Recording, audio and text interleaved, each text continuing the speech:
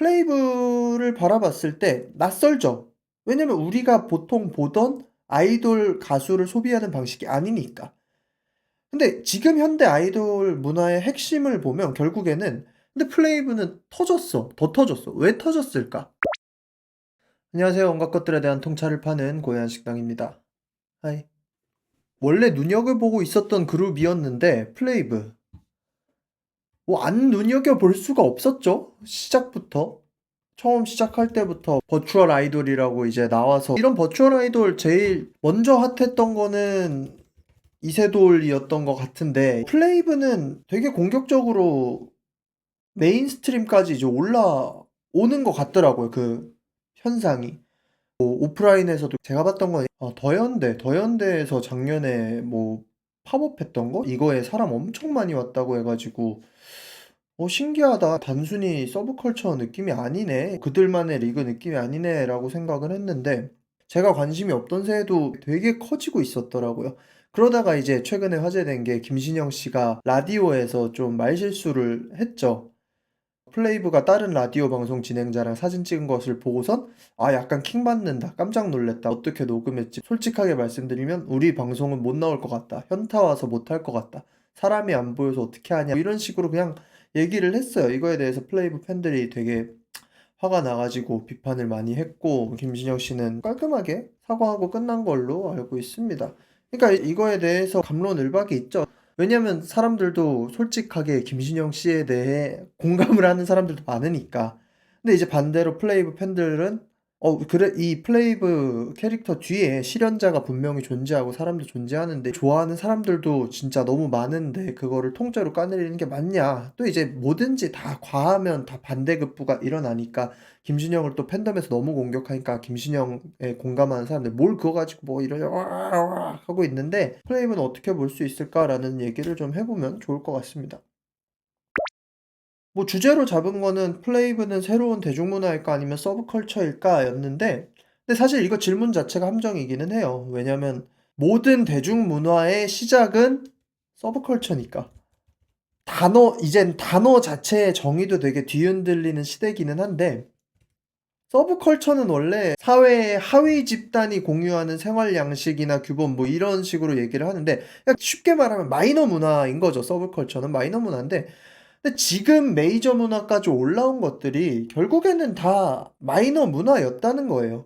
뭐 장르적으로 봤을 때도 그렇고 막 힙합 같은 것도 그렇고 재즈도 그렇고 락앤롤도 그렇고 다 시작은 서브컬처였던 거야.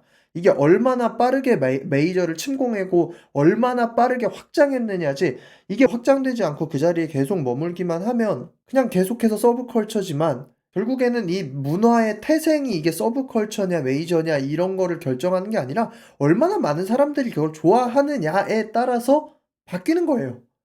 옛날에 뭐 일본 만화 이런 거 오타쿠, 오덕 굉장히 서브컬처스럽지만 지금은 이 바가 많이 내려갔잖아요. 이제는 나루토, 블리치 이런 거 보는 걸로는 덕후급에도 못 끼잖아. 비하적 의미가 아니라 진짜 애니에 빠져 있다라고 할 정도면 더 이 모르는 영역으로 가야 되잖아. 그만큼 이 애니메이션이라는 것 자체가 대중화가 된 거고 뭐 여러 문화들도 마찬가지죠. 어떻게 보면 좀 테크노 사운드 최근에 에스파가 가져온 위플래시 같은 것도 어떤 의미로는 그것도 서브컬처죠.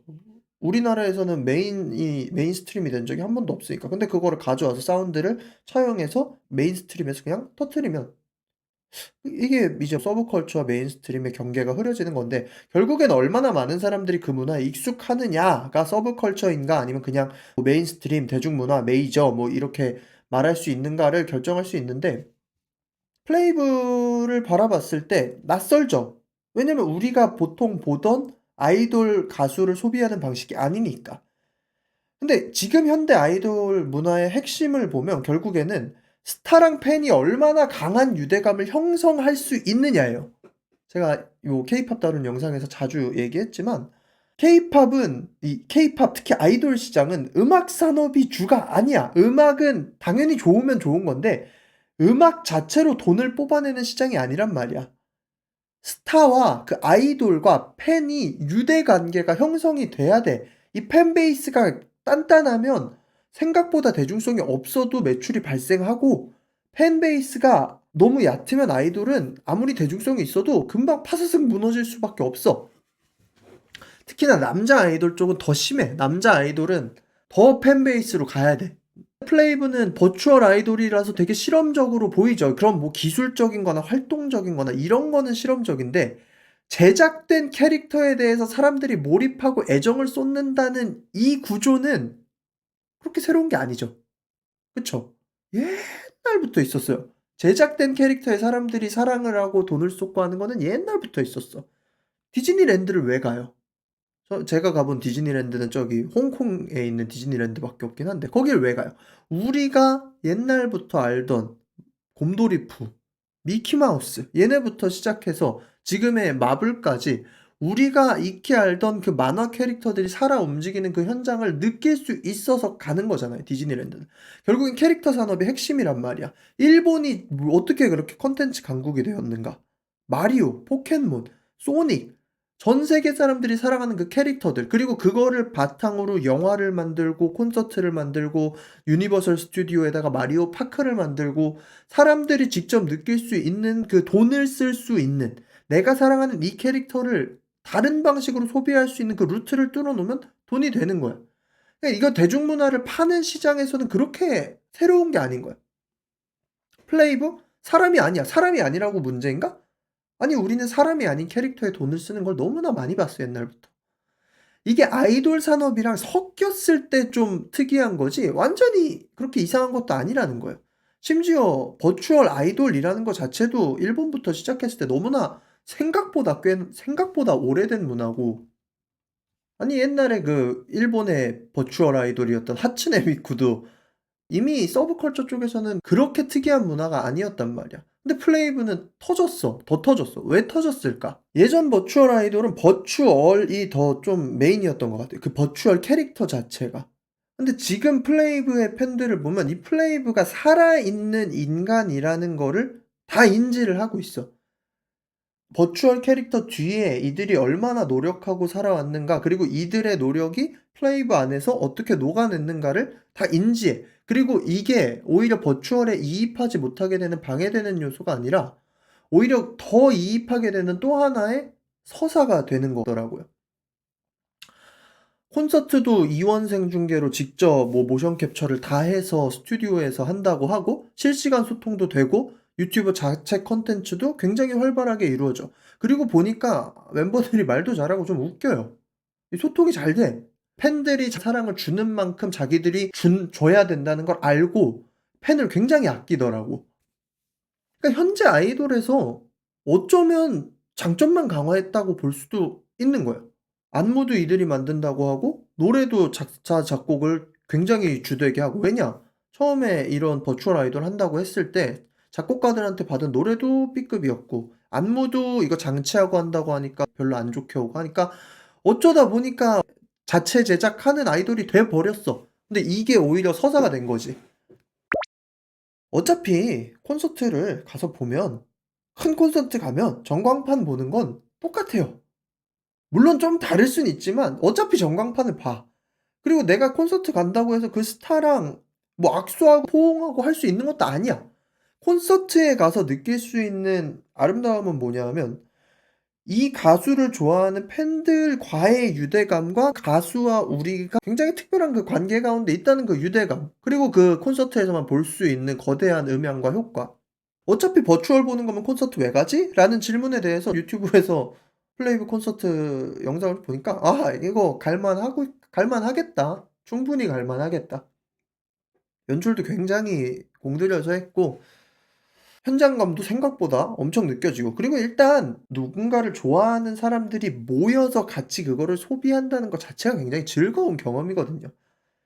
그리고 소속사도 버추얼 아이돌이라서 할 수 있는 여러 가지 화려한 영상적인 연출도 굉장히 노력하고 있는 게 보여지고, 실제로 라이브를 하고 그 스튜디오에서 라이브하는 모션 캡처를 가지고 캐릭터가 구현이 되고 관중의 소리가 그들한테 들리고 그들의 소리가 관중한테 들렸을 때 아, 이거는 새로운 시대의 팝 문화다. 새로운 시대의 음악 문화다. 이런 생각이 들더라고요. 영상을 좀만 찾아봐도 생각보다 이질감이 많이 안 들었어. 오히려 좀 이 불쾌한 골짜기라는 게 있잖아요. 근데 그 불쾌한 골짜기가 사람인 척하는 캐릭터들에서 더 발생을 하는데, 근데 플레이브의 캐릭터는 전형적인 미형적인 남성 만화 캐릭터거든. 그러니까 이게 이질감이 들듯하면서도 얘네가 한 콘텐츠들을 보면 그냥 사람이 보여, 그 뒤에 있는 사람들이. 그냥 '아 이거 사람이구나.' 그러니까 이게 한 번 이입이 딱 되면, 한 번 이 벽만 깨지면 크게 이상한 느낌이 안 들더라고요. 그러니까 결국에는 이 가수와 내가 소통을 하고 유대감을 형성하고 뭐 콘서트 같은 거를 현장에서 즐기고 할 때 이 사람이 이 자리에 실질적으로 존재하느냐 마느냐 그 자체가 어쩌면 중요하진 않은 거야. 이 존재가 실질적으로 이곳에 존재하는 기분을 느낄 수 있느냐에 대한 거죠. 어떤 의미에선 철학적인데, 그러니까 모든 대중문화는 그 스타가 존재하지만 결국에는 내 안에서 어떻게 받아들이고 발현되느냐인 건데, 인간은 애초에 뭐 별것도 아닌 진짜 물건 같은 거에도 인격을 부여하고 사람인 척하고 하는 걸 잘하는 그런 생물인데, 플레이브는 한 번 이입하기 시작하면 그게 그렇게 어렵지도 않고 이입이 안 되지도 않다는 거죠. 그리고 음악을 쫙 들어보니까 노래가 좋아요. 어. 보이그룹 음악들이 대중이랑 괴리가 꽤 많이 된다. 근데 보이그룹 음악들은 대중이랑 괴리가 돼도 사실 별 상관은 없다라는 얘기를 많이 했는데, 플레이브 노래는 노래가 좋던데? 노래가 최근에 들은 보이그룹 노래들 중에는 제일 이지 리스닝한, 그냥 케이팝 플리에 있으면 한번 다시 듣겠는데 좋은 노래들. 그리고 멤버들이 노래를 잘함 그냥. 아이돌 보컬이 보여줄 수 있는 그 깔끔함과 또 각자의 음색들이 굉장히 잘 살아있고, 그리고 그 음색들이 막 그런 특이한 정도가 아니라 다 듣기 좋은 목소리, 되게 깔끔한 목소리도 있고 거친 목소리도 있고, 그리고 랩이랑 보컬 라인도 그렇게 분명하게 분별하진 않는 것 같더라고요. 결국에는 플레이브는 그 실질적으로 이들이 존재한다는 느낌을 팬들에게 확실히 줌과 동시에 또 버추얼 아이돌이라서 가능한 지점을 보여줘. 제 아내도 웹툰을 보고 저도 웹툰을 보는데 확실히 남성과 여성이 웹툰을 소비하는 그림체가 다르더라고. 근데 이 플레이브의 그림체는 여자들이 되게 좋아할 만한 그림체야, 굉장히.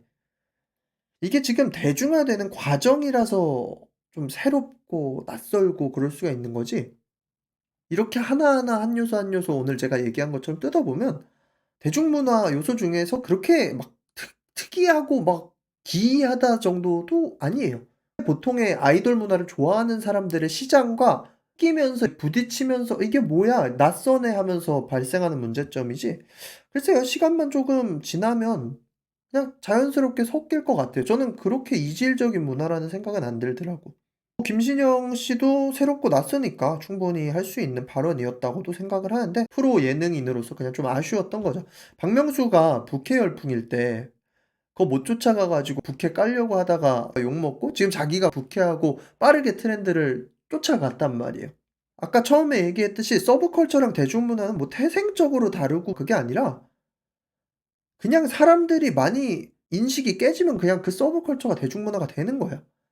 예전에는 좀만 나와도 되게 난리였던 동성애 코드나 이런 것들도 지금은 영화나 드라마나 이런 데 아무렇지도 않게 나오잖아요. 물론 이거를 아직도 어색하고 싫어하고 그런 사람들도 있지만 보다 보니까 그냥 그러려니 하고 보잖아.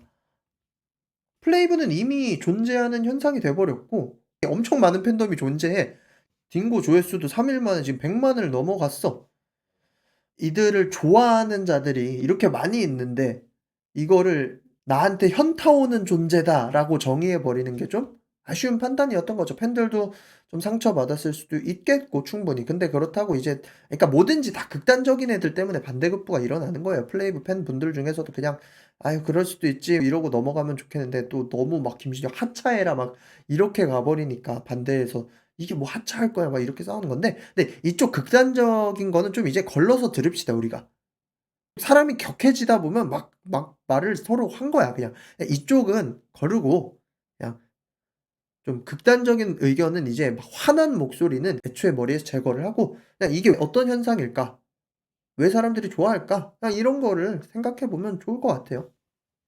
아무튼 어색해하는 사람들도 분명히 존재하지만, 이해도 가지만 시간이 지나면 그러려니 하는 사람들이 더 많아질 것 같고, 그리고 좀 기대되는 건 기술이 발전할수록 더 발전하는 아이돌이 될 거라는 게 되게 흥미로워요.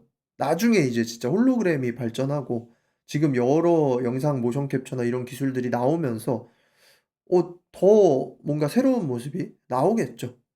그게 참 궁금합니다. Wait for Love, Pump Up the Volume, 우리 영화 뭐 이런 거 노래 되게 좋더라고요. 아무튼 그렇습니다. 버추얼 가수 최초로 어제 뭐 빌보드 글로벌 200까지 대쉬가 진입을 했다고 하는데 계속 잘 될 것 같습니다. 그리고 계속 커지다 보면 그런 반응, 김신영 씨 같은 반응이 또 어디선가 나올 거예요. 근데 나올 수밖에 없어요. 모르던 거니까. 새로운 영역이니까. 앞으로도 또 좋은 노래, 음악 활동, 연출 보여주시면 좋을 것 같습니다. 지금까지 고얀식당이었고요. 구독과 좋아요는 영상 제작에 많은 도움이 됩니다. 그러면 빠이.